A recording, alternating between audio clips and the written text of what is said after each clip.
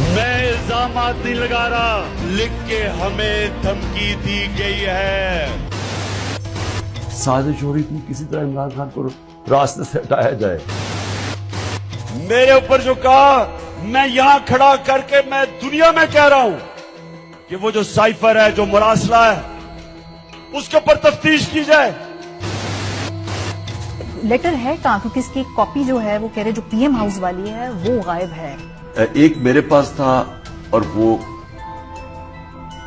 गायब हो गया, कहीं हो गया मुझे नहीं पता। गायब हो गया, कहीं हो गया मुझे नहीं पता। गायब हो गया, कहीं हो गया मुझे नहीं पता।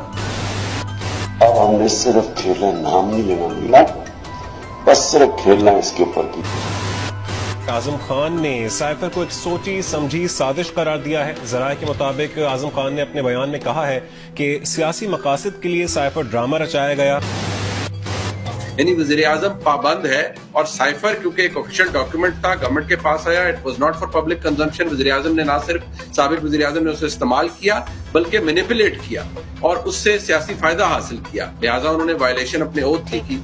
दूसरा जो ऑफिशियल सीक्रेट एक्ट का कानून है वो यहाँ पर भी वज़ीर आज़म पर उन पर भी लागू होता है कि वो वज़ीर आज़म थे और उन्होंने वो इन्फॉर्मेशन डाइवर्ज की जो कि पब्लिक कंजम्पशन के लिए थी ही नहीं।